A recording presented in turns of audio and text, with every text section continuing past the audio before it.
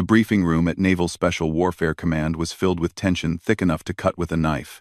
Lieutenant Commander Jake Morrison studied the faces around the table, his most trusted SEAL team members, each one a warrior who had seen more combat than most people could imagine. But today, they were all focused on the woman sitting at the far end of the conference table. She was small, maybe 5'4", with dark hair pulled back in a simple ponytail. Her clothes were civilian. Dark jeans and a plain black sweater that looked like she had grabbed them from any department store. Nothing about her appearance suggested she belonged in this room full of elite military operators. Yet here she was, and according to their orders, she would be leading this mission. "Gentlemen, meet your new team leader," said Admiral Richardson as he entered the room. The SEALs exchanged glances. Team leader? This had to be some kind of mistake. The woman stood up slowly, her movements controlled and precise. When she spoke, her voice was calm and steady. "You can call me Sarah Chen. Some people know me by another name, but Sarah will work fine for now." Petty Officer First Class Danny Torres leaned back in his chair, making no effort to hide his skepticism. "Ma'am, with all due respect, what exactly is your background? We've never worked with you before, and this mission is pretty high stakes." Sarah smiled, but it didn't reach her eyes. "My background is classified above your pay grade. Petty Officer Torres, what you need to know is that I've been doing this kind of work for 12 years. I've completed over 200 missions across 4 continents, and I've never lost a team member." The room fell silent. 200 missions was an impressive number, even for seasoned SEALs. But the team wasn't convinced. They had worked together for 3 years, and trust was everything in their line of work. Sergeant Mike Rodriguez spoke up next. "What kind of missions? Reconnaissance? Support? Because what we're looking at here is direct action against a heavily fortified compound." "I'm aware of the mission parameters," Sarah replied. "I've read the same intelligence reports you have. 3 American contractors taken hostage by a terrorist cell in northern Syria. The compound is protected by at least 30 armed guards, anti-aircraft weapons, and sophisticated alarm systems. The hostages are being held in the basement of the main building, and we have a 12-hour window before they're moved to an unknown location." Lieutenant James Walsh, the team's explosives expert, frowned. "If you know all that, then you know this isn't going to be a walk in the park. We're talking about a precision insertion, neutralizing multiple hostiles, and extracting 3 civilians without alerting half the Syrian army. That requires serious combat experience." Sarah walked over to the large map spread across the center of the table. She traced her finger along a route that led from the insertion point to the target compound. "The insertion will be here, approximately 2 kilometers from the target. We'll move on foot through this valley, avoiding the main road and the patrol routes that intelligence has identified." She pointed to a series of buildings on the map. "The compound has 4 main structures. Building 1 houses the guards' barracks. Building 2 contains the command center and communications equipment. Building 3 is the main residence where the terrorist leader stays. Building 4 is where the hostages are being held." Danny Torres interrupted. "We've already studied the layout, lady. What we want to know is whether you can handle yourself when things go bad, because they always go bad." Sarah looked at him directly, and for a moment, Torres saw something in her eyes that made him uncomfortable. It was the same look he had seen in the eyes of his most dangerous enemies. Calm, calculating, and completely without fear. "Things going bad is exactly why I'm here," she said quietly. "Admiral Richardson didn't assign me to this mission because he thought it would be easy. He assigned me because he knows what I'm capable of when everything falls apart."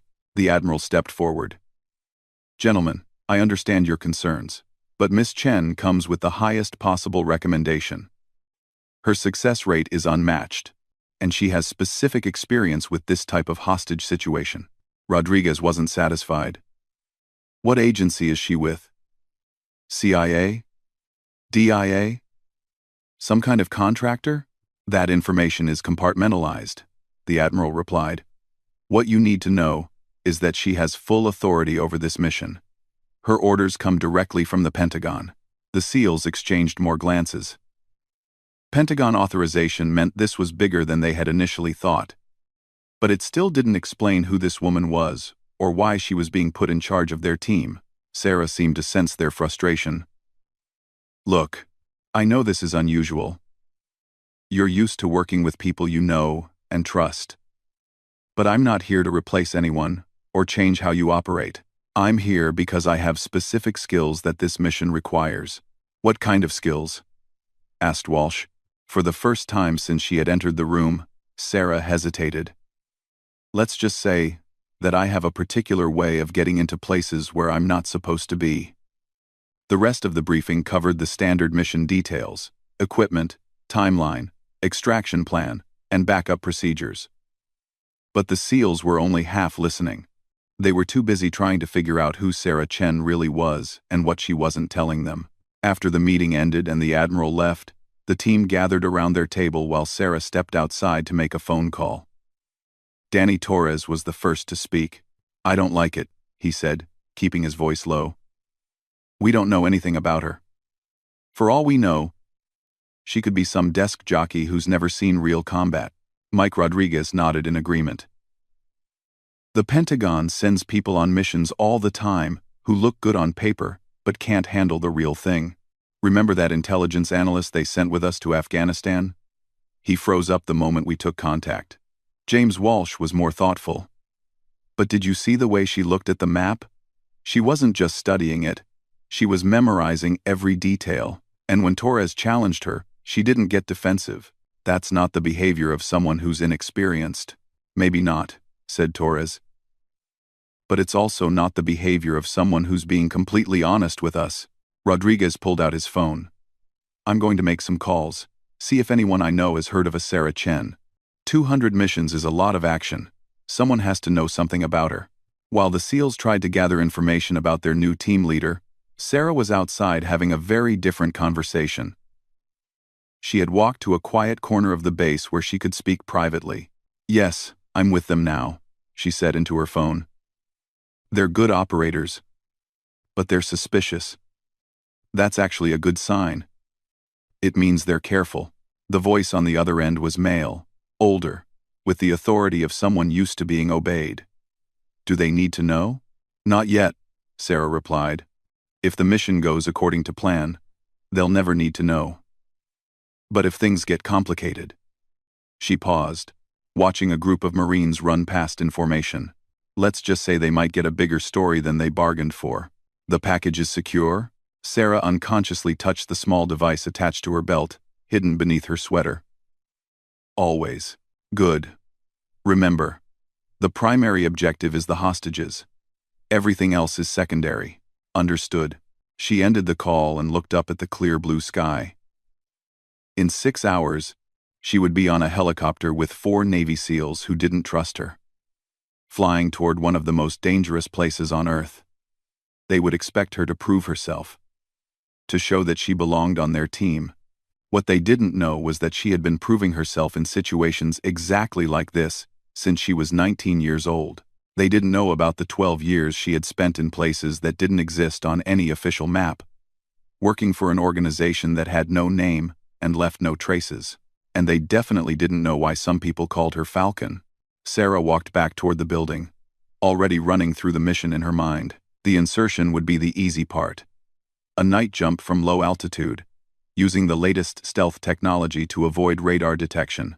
The approach to the compound would be more challenging, requiring them to move through hostile territory without being detected by patrols or surveillance equipment.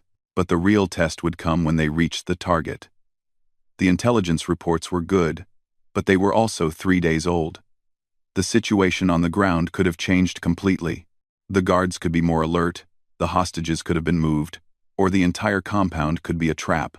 Sarah had learned long ago that no plan survived contact with the enemy. What mattered wasn't having the perfect plan, it was being able to adapt when everything went wrong. And in her experience, everything always went wrong. Inside the building, Mike Rodriguez had just finished his 3rd phone call. He rejoined Danny Torres and James Walsh, who were studying satellite images of the target compound. Well, Torres asked, did you find out anything? Rodriguez shook his head. It's weird. I talked to contacts at SOCOM, JSOC, and even a guy I know at CIA. Nobody's heard of a Sarah Chen. At least not one with the kind of background she claims to have. That could mean she's deep cover, Walsh suggested. Or it could mean she's lying. Or it could mean she works for an organization that doesn't officially exist, Torres added. There are plenty of those in our business. The three SEALs continued their discussion, but they were interrupted when Sarah walked back into the room. She seemed to sense that they had been talking about her, but she didn't appear concerned. Gentlemen, we have 4 hours until departure.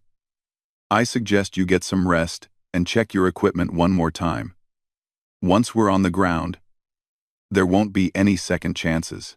She moved to the equipment table where her gear was laid out. The SEALs watched as she systematically checked each item: her rifle, sidearm, ammunition, communications equipment, and various other tools that they couldn't immediately identify. What struck them was the way she handled each piece of equipment. There was no hesitation, no uncertainty. Her movements were those of someone who had done this routine thousands of times before. Every motion was efficient and purposeful. Danny Torres decided to try a different approach. Instead of challenging her credentials, he would test her knowledge. "Ma'am, what's your assessment of the guard rotation at the compound?" Without looking up from her equipment check, Sarah answered immediately. 2 guards at the main gate, rotating every 6 hours, 4 roving patrols, each covering a different sector, with approximately 15-minute intervals between passes. 2 snipers on the roof of Building 3. Though they may not be there during our insertion window, since the attack is scheduled for 0200 hours local time. Torres was impressed despite himself. She had memorized details that he had to refer to his notes to remember. What about contingency plans if the hostages aren't in Building 4? Building 2 has a basement level that wasn't fully mapped in the intelligence report. If they're not in 4, that's the most likely alternative location. Building 1 is too exposed, and Building 3 is where the leadership sleeps. Walsh jumped in with a technical question. The compound has backup generators. How do we ensure they don't restore power after we cut the main lines? We don't cut the main lines, Sarah replied, finally looking up. We use an electromagnetic pulse device to disable all electronic systems simultaneously. More effective and less likely to trigger manual backups. The SEALs looked at each other. EMP devices were cutting-edge technology, not standard issue for most military units. The fact that she had access to one suggested that she was connected to resources far beyond what they had initially assumed. Mike Rodriguez decided to ask the question that was really on all their minds. "Ma'am, I don't mean any disrespect, but we've all been doing this for a long time. We've worked with CIA, Special Operations Command, even some contractors. But we've never encountered anyone quite like you. Could you help us understand what makes you different?" 1. Sarah finished checking her equipment and turned to face the 3 men. For a moment, she seemed to be debating how much to tell them. "Sergeant Rodriguez, have you ever heard of the term gray operations? Operations that exist in the space between official and unofficial," he replied. "Missions that can't be acknowledged, but can't be ignored." "Exactly. For the past 12 years, I've specialized in gray operations. Situations where traditional military or intelligence approaches won't work, places where the rules are different, and normal procedures will get people killed." She gestured toward the map of Syria. "This mission fits that category perfectly.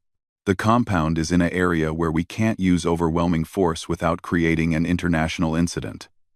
The hostages are being held by people who won't hesitate to kill them if they feel threatened, and the window for action is closing rapidly."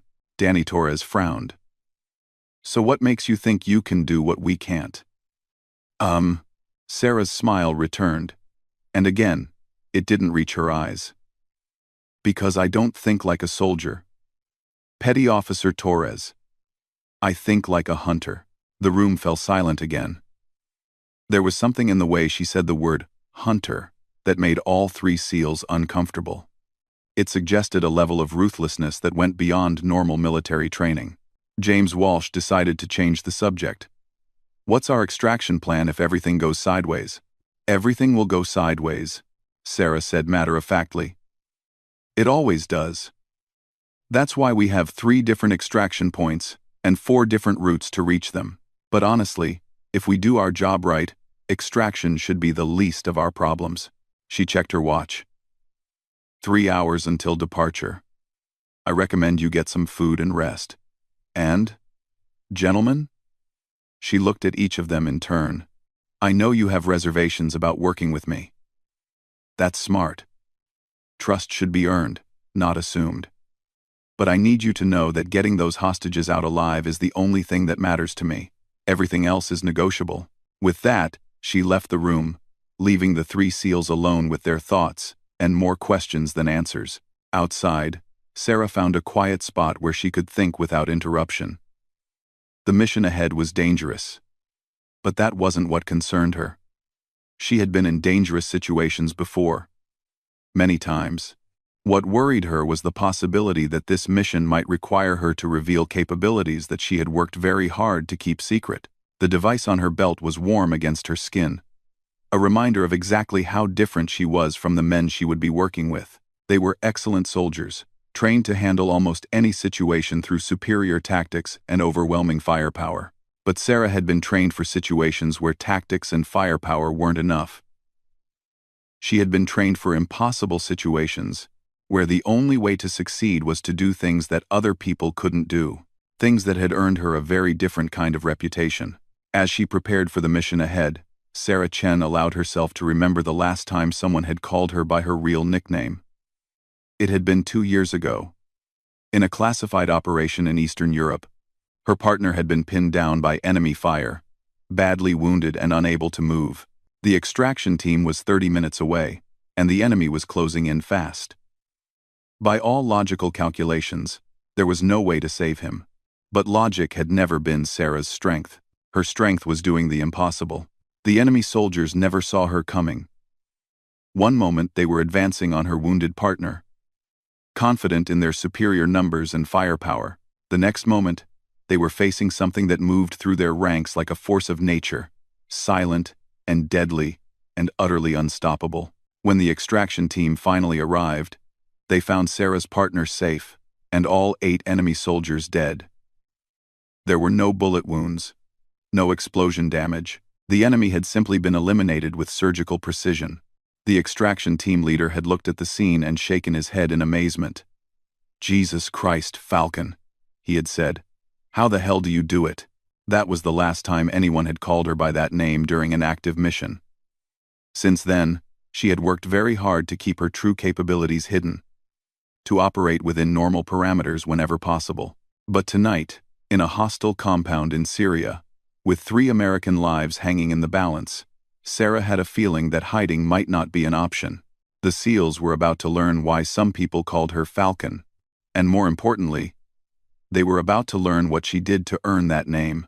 The helicopter flew low across the desert landscape, its rotors cutting through the night air with mechanical precision. Inside the cabin, 4 Navy SEALs and 1 mysterious woman sat in complete darkness, each lost in their own thoughts about the mission ahead. Sarah Chen sat perfectly still, her breathing controlled and even. To an outside observer, she might have appeared to be sleeping.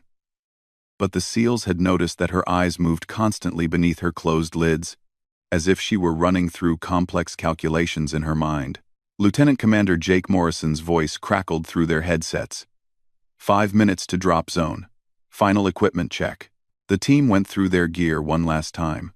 Each SEAL carried an HK-416 assault rifle, a Sig Sauer P-226 sidearm, night vision equipment, communications gear, and specialized tools for their individual roles. Danny Torres had additional reconnaissance equipment, Mike Rodriguez carried extra medical supplies, and James Walsh had his explosives kit. Sarah's loadout was different. Her primary weapon was a compact rifle that none of the SEALs recognized, painted in a matte black finish that seemed to absorb light rather than reflect it. Her sidearm was equally unusual. A pistol, with what appeared to be a custom suppressor and some kind of electronic sight system. But what really caught their attention was the small device attached to her belt. It was about the size of a smartphone, but thicker, with a series of blinking lights that pulsed in a steady rhythm. When Danny Torres had asked about it earlier, Sarah had simply said it was mission essential equipment. 2 minutes, Morrison announced. Remember, radio silence unless absolutely necessary. We go in quiet. We get the hostages, and we get out. The helicopter began to slow, and the crew chief opened the side door. A rush of cold desert air filled the cabin, carrying with it the scent of sand and distant smoke. Far below, the landscape was a patchwork of shadows and moonlight. 30 seconds, Morrison called out. Check your altimeter and prepare for drop. Each team member stood and checked their parachute equipment one final time. They would be jumping from 1,500 feet, high enough to avoid ground-based detection, but low enough to minimize their time in the air. Go, go, go. One by one, the team members leaped from the helicopter into the darkness below. Sarah went last, her form disappearing into the night like a ghost. The landing was perfect. The team touched down in a small valley, approximately 2 kilometers from the target compound, exactly as planned. Within minutes, they had gathered their chutes and buried them under rocks and sand. Morrison checked his GPS and pointed toward a ridge that ran along the eastern edge of the valley. We follow that ridgeline for 1 kilometer, then cut west toward the compound.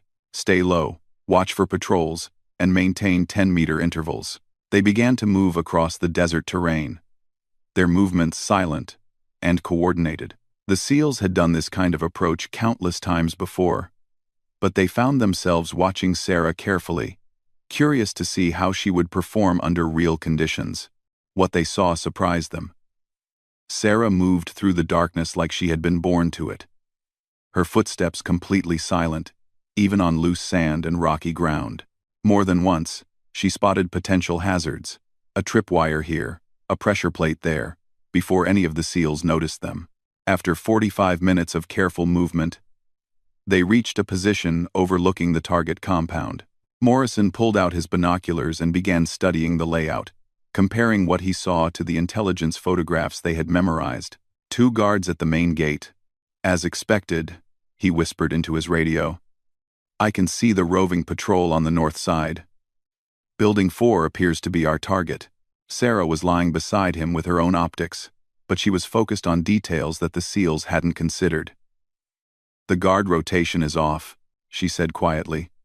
It should have changed 20 minutes ago, but the same 2 men are still at the gate. Rodriguez frowned. Maybe they're running late, or maybe something has changed, Sarah replied. Look at their body language. They're more alert than they should be for a routine night shift. The SEALs looked more carefully and realized she was right. The guards were scanning their surroundings constantly, and they were holding their weapons in a ready position rather than casually. Could be nothing, Morrison said, though he didn't sound convinced. Or it could be that they know something is coming. Either way, we proceed with the mission, Sarah said. But we need to be prepared for the possibility that this is a trap, Torres spoke up. If it's a trap, shouldn't we abort and call for backup? Sarah turned to look at him, and in the darkness, her eyes seemed to reflect the moonlight like an animal's. Petty Officer Torres, those 3 hostages will be dead by tomorrow night if we don't get them out tonight. Backup isn't an option, Morrison made the decision. We continue, but we modify the approach. Instead of going through the main entrance, we'll breach the compound from the south side where the wall is lower. They spent another 10 minutes studying the compound and finalizing their approach route. Then they began the careful process of moving closer to their target. The compound was surrounded by a concrete wall approximately 8 feet high, topped with razor wire. Floodlights illuminated the corners, but there were shadows between them that could provide concealment for anyone skilled enough to use them properly. Sarah was the first to reach the wall. She pressed herself against the concrete and listened carefully for several seconds, her head tilted in concentration. Then, she motioned for the others to join her. 4 guards inside the compound, she whispered. 2 near Building 2, 1 on patrol between Buildings 1 and 3, and 1 on the roof of Building 3. How can you tell? Walsh asked. Footsteps, radio chatter, and the smell of cigarette smoke, she replied matter-of-factly. The one on the roof is a smoker. The patrol guard has a limp in his left leg. The two by Building 2 are nervous. They're talking more than they should be. The SEALs exchanged glances. Sarah's ability to gather that much information from brief observation was impressive. Even by their standards. Morrison checked his watch. We have 6 hours until dawn.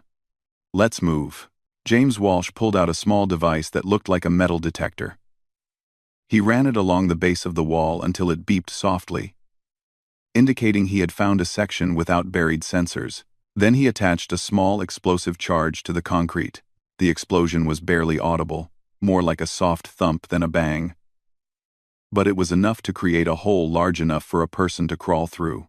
One by one, the team members slipped through the hole and into the compound. They found themselves in a small courtyard surrounded by the 4 main buildings they had studied in the intelligence photos. Morrison hand-signaled for the team to spread out and take positions. Torres would cover the approach to Building 1. Rodriguez would watch Building 2. Walsh would handle Building 3. And Morrison would accompany Sarah to Building 4, where the hostages were supposedly being held. But as they began to move toward their positions, Sarah suddenly held up her hand in a stop signal. She tilted her head again, listening intently to something the others couldn't hear. Change of plans, she whispered. The hostages aren't in Building 4. How do you know? Morrison asked. Because Building 4 is empty. No voices, no movement, no body heat signatures. But Building 2 has at least 6 people in the basement level. Rodriguez looked skeptical. Body heat signatures? What kind of equipment are you using? Instead of answering, Sarah pointed to the small device on her belt. The hostages are in Building 2. Along with at least 3 guards. We need to adjust our approach. Morrison was faced with a difficult decision. His training told him to stick to the original plan. But Sarah's confidence was compelling, and if she was right about the hostages being in a different building, following the original plan would waste precious time. All right, he decided. We go with Building 2. Rodriguez, you're our point man since you know that building best. Walsh, can you get us through whatever security they have? Walsh nodded and began moving toward Building 2, but Sarah caught his arm. Wait, there's something else you need to know. She pulled out a tablet computer that none of them had seen before. On the screen was what appeared to be a 3-dimensional map of the entire compound, with small red dots moving through the buildings. What is that? Torres demanded. Real-time surveillance, Sarah replied. The dots are heat signatures. Red for hostiles. Blue for potential hostages. Look at Building 2. The screen showed 3 red dots on the ground floor, moving in patrol patterns, and 3 blue dots in the basement that weren't moving at all. Morrison stared at the display. How is this possible? We don't have satellite coverage in this area. It's not satellite, Sarah said quietly. It's something else. Before anyone could ask what she meant, the sound of vehicles approaching from outside the compound interrupted their conversation. Morrison counted at least 3 trucks, possibly more. Reinforcements, Rodriguez whispered. Someone must have detected our insertion. Sarah looked at her tablet again. The red dots were multiplying rapidly as armed men poured into the compound from the main gate. Within minutes, they would be completely surrounded. We have 2 choices, Sarah said calmly. We can abort the mission and try to extract, leaving the hostages behind. Or we can complete the mission despite the increased opposition. Morrison didn't hesitate. We came here to get those people out. That's what we're going to do. Then we do this my way, Sarah said. And you're going to see some things that you might find difficult to believe. She reached down to the device on her belt and pressed a series of buttons. Immediately, all the lights in the compound went out. Not just the exterior floodlights, but every light in every building went dark simultaneously. EMP device? Walsh asked. Something like that, Sarah replied evasively. But the SEALs noticed that their own electronic equipment, radios, night vision, GPS units, was still functioning perfectly. Sarah began moving toward Building 2 with a speed and confidence that seemed impossible in the complete darkness. The SEALs followed as best they could, but they found themselves struggling to keep up. What happened next would be burned into their memories for the rest of their lives. As they approached Building 2, they encountered the first group of guards. 3 armed men who were clearly disoriented by the sudden loss of power but still dangerous. The SEALs prepared for a firefight, but Sarah simply held up her hand again. "Stay here," she whispered. "Give me 30 seconds." Before Morrison could object, Sarah disappeared into the darkness. For a moment, the SEALs couldn't see or hear anything. Then they heard a series of soft sounds. A whisper of movement. A barely audible impact. Something that might have been a suppressed weapon firing. 30 seconds later, Sarah reappeared at their position. "Clear," she said simply. When they reached the spot where the guards had been standing, they found all 3 men unconscious on the ground. There were no bullet wounds, no obvious signs of trauma. They had simply been neutralized with surgical precision. "How did you?" Torres started to ask, but Sarah was already moving toward the building entrance. The door to Building 2 was heavy steel, secured with an electronic lock that should have been impossible to bypass. But Sarah approached it with the same confidence she had shown everything else. She placed her hand on the lock mechanism for perhaps 3 seconds, and the door clicked open. Inside the building, they encountered 2 more guards. This time, the SEALs were close enough to see what Sarah did to them. She moved like liquid shadow, flowing between the guards before they even realized she was there. Her movements were so fast and precise that they seemed almost supernatural. One moment the guards were standing alert. The next moment they were on the ground, unconscious. Walsh grabbed Morrison's arm. "Boss, what the hell is she?" Before Morrison could answer, they heard voices from the basement, American voices, scared and desperate. "Please, we don't know anything about military operations. We're just contractors working on a water purification project." "You lie," came an angry response in accented English. "Your government sent you to spy on our operations. You will tell us what you know, or you will die tonight." Sarah moved toward the basement stairs without hesitation. But as she started down, she turned back to the SEALs one last time. "What you're about to see," she said quietly, "can never be discussed outside of this team. Not with your commanding officers, not with your families, not with anyone. Do you understand?"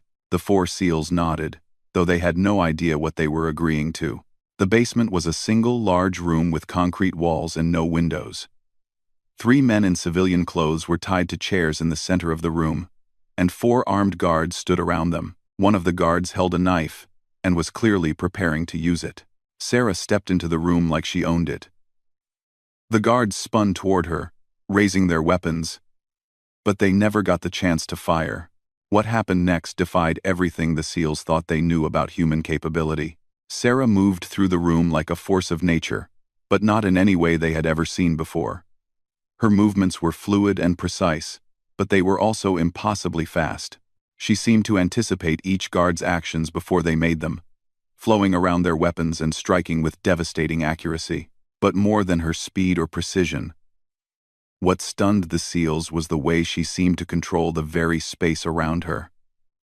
Guards would swing weapons at her, only to find that she was no longer where they thought she was. They would fire their guns, but the bullets seemed to pass through empty air. In less than 15 seconds, all 4 guards were on the ground. 3 were unconscious. The 4th was dead, his neck broken cleanly. Sarah immediately went to the hostages, cutting their bonds with a knife that seemed to appear in her hand from nowhere. "Are you injured?" she asked in the calm, professional voice they had heard in the briefing room. The 3 contractors, 2 men and a woman, all in their 40s, stared at her in shock.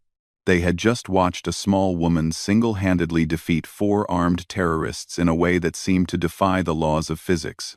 Who are you?" one of them stammered. "Someone who's here to get you home," Sarah replied. "Can you walk?"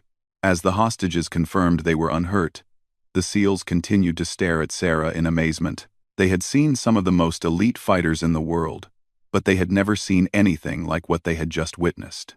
Morrison finally found his voice. "Ma'am, we need to talk about what just happened down there." Sarah was helping one of the contractors to his feet. "We need to get out of here first." The compound is surrounded, and more reinforcements are arriving every minute. How do you know that? Rodriguez asked. Sarah tapped her belt device again. Because I can see them. 23 hostiles outside the building, with more coming. We have about 3 minutes before they breach the basement. Walsh looked around the concrete room. There's only one way out. The stairs we came down. If they're waiting for us up there, we're trapped. Actually, there are 4 ways out of this room, Sarah said calmly. The stairs, the old drainage tunnel behind that wall, the ventilation shaft above our heads, and the maintenance access through the floor. The SEALs looked where she was pointing but saw only solid concrete walls. I don't see any tunnel, Torres said. Sarah walked to what appeared to be a blank section of wall and pressed her hand against it. Immediately, a section of the concrete slid aside, revealing a narrow tunnel that led away from the building. How did you know that was there? Morrison demanded. It wasn't in any of the intelligence reports. Because I can see things that other people can't, Sarah replied. And right now, I can see that we need to move immediately if we want to get out of here alive. As they prepared to enter the tunnel, leading the 3 rescued contractors to safety, the SEALs realized that everything they thought they knew about their mysterious team leader had been wrong. Sarah Chen wasn't just an experienced operative with classified training. She wasn't just someone who worked for a secret government agency. She was something else entirely, and they were about to find out exactly what that meant. The drainage tunnel was narrow and dark, barely wide enough for one person at a time. Sarah led the group through the underground passage with the same impossible confidence she had shown everything else. Moving through pitch-black darkness, as if she could see perfectly. Behind her, the 3 rescued contractors stumbled along as best they could, still in shock from their ordeal. The 4 Navy SEALs brought up the rear, their minds racing with questions about what they had just witnessed. After 10 minutes of crawling through the tunnel, they emerged into a small ravine approximately half a mile from the compound. In the distance, they could see lights and hear vehicles, as more terrorist reinforcements arrived at the facility they had just escaped. Lieutenant Commander Jake Morrison checked his GPS for their extraction point, while Sarah helped the contractors climb out of the drainage opening. All 3 civilians appeared to be in reasonable physical condition despite their captivity. The primary extraction point is 2 kilometers north, Morrison announced. But with all the activity at the compound, it might be compromised. Sarah was studying her mysterious device again, and the SEALs noticed that the display had changed. Instead of showing heat signatures inside buildings, it now displayed a wide area map with moving dots scattered across the landscape. The primary extraction point is clear, she said. But there are patrol vehicles moving along the main road that could cut us off if we take the direct route. Danny Torres couldn't contain himself any longer. Okay, enough. What is that thing and how does it work? Sarah looked at the device, then at the expectant faces of the SEALs. For a moment, she seemed to be debating something internally. It's called a Tactical Awareness Enhancement System, she said finally. It processes multiple data streams: satellite imagery, electronic signals, electromagnetic signatures, even atmospheric disturbances, to create a real-time picture of the operational environment. Mike Rodriguez frowned. That kind of technology doesn't exist, at least not in any form that could be carried by one person. You're right, Sarah admitted. It doesn't exist for most people. Before anyone could ask what she meant by that, one of the rescued contractors, a man named David Palmer, spoke up. Ma'am, I need to ask you something. What you did back in that basement, that wasn't normal human capability. I've worked in dangerous places all over the world, and I've seen special forces operators from a dozen different countries, but I've never seen anything like what you just did. Sarah was quiet for a long moment, looking up at the star-filled sky. When she finally spoke, her voice was different, softer, more personal than the professional tone she had maintained throughout the mission. Mr. Palmer, how much do you know about human genetic variation? The question caught everyone off guard. Palmer, who turned out to be a biomedical engineer, looked confused. I know that there's significant variation in human physical and cognitive capabilities. But But you assume that variation falls within certain predictable ranges, Sarah finished. Normal human strength, normal human speed, normal human sensory capability. She turned back to face the group. And in the moonlight, her eyes seemed to have an unusual quality to them, not quite reflecting light the way normal eyes should. What if I told you that assumption was wrong? James Walsh stepped forward. Ma'am, what exactly are you saying? Instead of answering directly, Sarah held up her hand with the palm facing toward them. At first, the SEALs didn't see anything unusual. Then they noticed that her skin seemed to be giving off a very faint glow, barely visible in the darkness. 12 years ago, I was selected for a classified research program, she said quietly. The program was designed to push the boundaries of human performance beyond what anyone thought was possible. Morrison felt a chill that had nothing to do with the desert night air. What kind of research? Genetic enhancement, cybernetic integration, neurological optimization, technologies that officially don't exist, and programs that have no names. The glow from her hand was becoming more visible, and the SEALs realized that it was emanating from beneath her skin, as if there were some kind of internal light source. The program had a 97% failure rate, Sarah continued. Most subjects died during the enhancement process. Others suffered severe psychological breakdown. A few went completely insane. She lowered her hand, and the glow faded. 3 subjects out of nearly 200 survived the process with full functionality intact. I was one of them. The group stood in stunned silence, processing what she had just told them. The rescued contractors looked like they weren't sure whether to be terrified or amazed. The SEALs looked like they were questioning everything they thought they knew about the world. Danny Torres was the first to speak. So you're saying you're not entirely human? I'm saying I'm human plus something extra, Sarah replied. Enhanced reflexes that operate faster than normal neural transmission. Sensory capabilities that extend beyond the standard 5 senses. Physical strength and agility that exceed baseline human limits. She gestured toward the device on her belt. And the ability to interface directly with advanced technological systems through bio-cybernetic implants. Rodriguez shook his head. That's impossible. That's science fiction. 3 hours ago, you would have said that what you saw me do in that basement was impossible too, Sarah pointed out. But you watched it happen. Morrison was trying to process the implications. Ma'am, if what you're saying is true, then why are you here? Why are you running missions with regular military personnel, instead of, I don't know, leading your own special operations? Sarah's expression became darker. Because the program that created me was shut down 5 years ago. Not because it didn't work, but because the people in charge decided that enhanced humans were too dangerous to control. She began walking toward the extraction point. And the others followed. As they moved across the desert terrain, she continued her explanation. The other 2 survivors from the program didn't handle their enhancement as well as I did. One suffered a complete psychological break and had to be terminated. The other went rogue and started using his abilities for personal gain. Walsh caught up to walk beside her. So they shut down the entire program? They tried to. But by then, I had already been in the field for 7 years. I had established a record of successful missions and proven that I could operate within normal command structures without becoming a threat. She paused to check her device again. So they offered me a choice. I could submit to a process that would remove my enhancements and return me to baseline human status.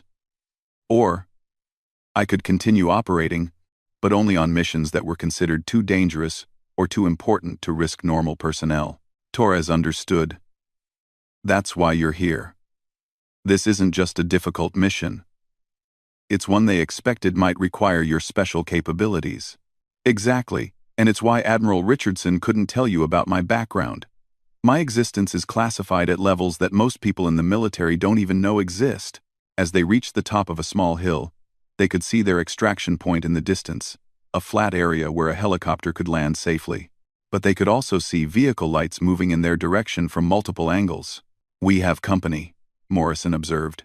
Sarah studied her device and frowned. 12 vehicles, approximately 60 personnel, converging on our location. They'll reach the extraction point before we do. The rescued contractor who had remained quiet until now, a woman named Dr. Jennifer Hayes, looked around nervously. So what do we do? Hide until they leave? We can't, Morrison replied. Our extraction window is only 30 minutes. If we miss it, the next opportunity isn't for 6 hours, and by then, half the Syrian army will be looking for us, Rodriguez added. Sarah was studying the tactical situation with an expression the SEALs had learned to recognize. She was calculating something that the rest of them couldn't see. There's another option, she said finally. What option? Palmer asked. Sarah looked at each of the SEALs in turn. I can clear the extraction point.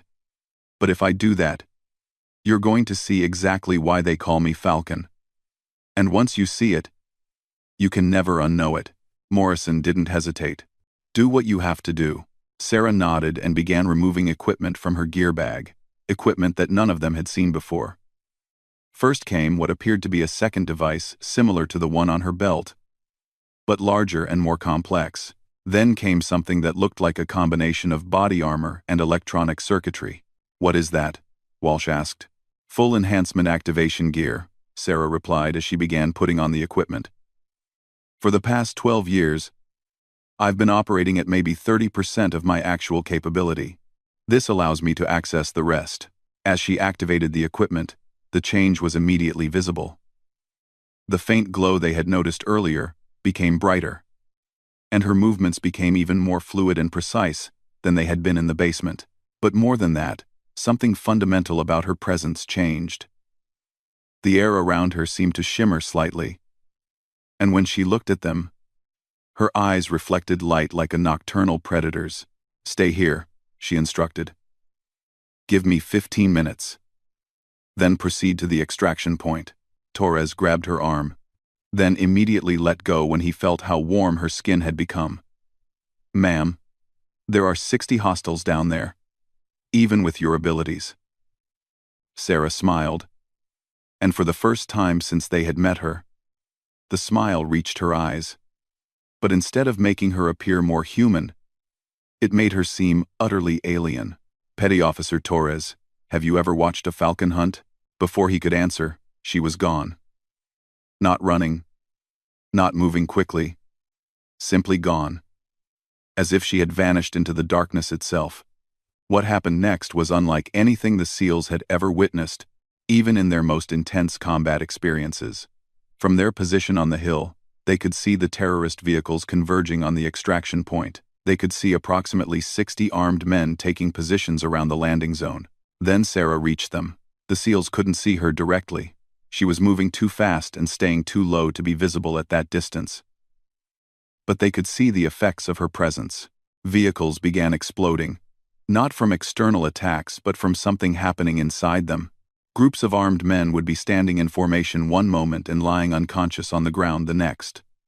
Radio communications cut out entirely as electronic systems throughout the area simply stopped functioning. My God, Dr. Hayes whispered. It's like watching a natural disaster. But Morrison, who had observed countless combat situations, realized that what they were seeing wasn't random destruction. It was surgical, precise, and utterly controlled. Sarah was neutralizing threats in a specific order, creating corridors of movement, and leaving escape routes for any enemies who chose to retreat. She wasn't killing everyone, she was defeating them so completely and efficiently that resistance became pointless. The entire engagement lasted exactly 12 minutes. When it was over, the extraction point was clear, and the surviving terrorist forces were fleeing in whatever vehicles still functioned. Morrison's radio crackled to life. Extraction team, this is Falcon. Landing zone is secure. Recommend immediate pickup.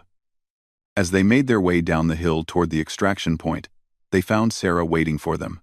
She had removed the enhancement equipment and returned to her normal appearance, but the SEALs noticed that she seemed tired in a way she hadn't been before. Ma'am, Walsh said quietly. How many of them did you?